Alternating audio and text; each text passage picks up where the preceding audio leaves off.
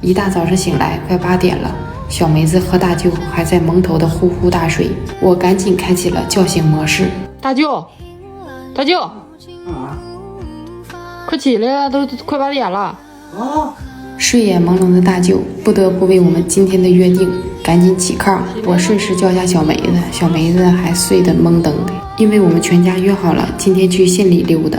大舅每天起床的使命感，一顿猛收拾。这东北的百年大夜壶，赶紧倒一波。接着搂柴火烧火炕，大舅还被夹尾巴了，自己没搞好还怪门2句儿。门不好，夹住。大舅真是什么错误都不想承担呐，这拒绝内耗的精神值得人学习。你错你的，跟我没关系，反正我没错。这大舅喂完了鸡，赶紧又催促小梅子赶紧起炕。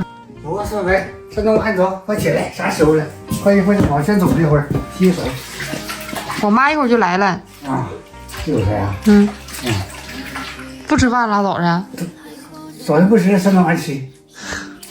那不那个吗？垫不口我饼干啥的吧？那行，行了，我上县里走，快点，走，还睡呢，是不是？你给被都撩了。哎呀妈，起来吧。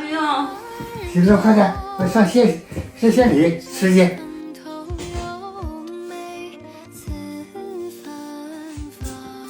哎，别擦炕了，这是赶着急，你又擦上炕了，赶紧画收拾，装收拾收拾啊。行，我也得收拾收拾，快点的。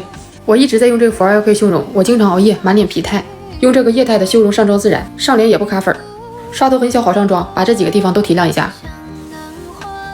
这提亮完了，看起来都精神了不少。整体提亮完，再用这个修容带一下。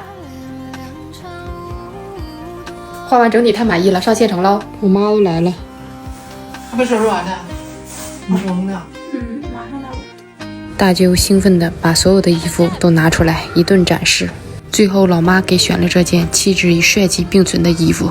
这人靠衣装，马靠鞍呢啊！看出来甚是满意这完美的搭配。我们出发上县城喽！下了车，我们直奔商场。大舅一直想买双与他气质相符的皮鞋，是棉的不？不是，假的，假鞋不行，假鞋冻脚，买棉鞋。不是皮的。对，1504这是。我也是被这双鞋的价格给惊到了，真是价格不菲呀！牛皮，头层牛皮，头层牛皮，不贵。那你记得在这个屋里边都是这个价，都1000多，但是这也是好，穿的时间也是久。1000多，我去，是有点贵哈。那你要在这个屋买鞋都是这个价格，4到5年它都指定是抗穿。4到5年，我大舅能穿40年。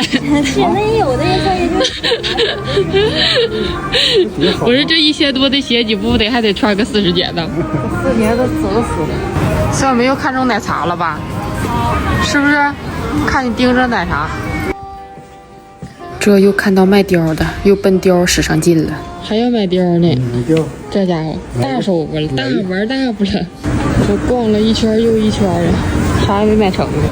对，这多少钱啊？这个专利。这59，这不成。这不好吗？人不要那么便宜的，这149。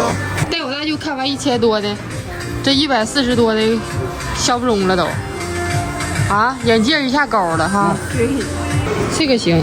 339，打完是322。走走。哎，随便走啊。走2步。行脚你就。这个价没定。没事，走2步。322，300得得上了。300得。我们这里不讲价，我不收钱。300不行啊？不行。那你刚才不是行吗？又不行又不行的。啊，就订那个黑的吧，我给钱了。你还拍张照片啊？但是发不要货咋整？必须。发不要货咋？哎呀，发不要货。必须你定啥？这还挺谨慎的呢。过完午，我和小梅子想去吃烤肉。吃啥玩意儿？烤肉不吃那玩意儿。你不吃的？吃都炒。没有走道那个路线呢。炒菜啥的。最后还是依了大舅去吃炒菜。2个小锅菜就挺好。喝一口小酒又噎我。我们直奔这家去吃砂锅饼、大盘菜。进屋了，一个小伙子热情地招待了我们。这是小鸡呢？对，有熏鸡，特色锅包肉，上面29块钱一盘。29。对。哎，那个豆腐才9块钱呢。对，9块。几个菜了？好多了。这12道菜随便吃。啊，这4加12，16道菜，够不够？够了。这是东北的大菜耙子啊！锅包肉我这最爱。还有饼。哇塞，这锅包肉真不错。赶紧动块啊，大舅。饿了。这一道菜9块钱，你能相信这家的物价吗？哎，主要实惠啊，这菜。实惠。来走，整这么大桌子。主要太便宜了。俩菜的价格都不顶人一个菜，那俩菜俩加起来18块钱，这加起来100块钱都用不上，撑死了。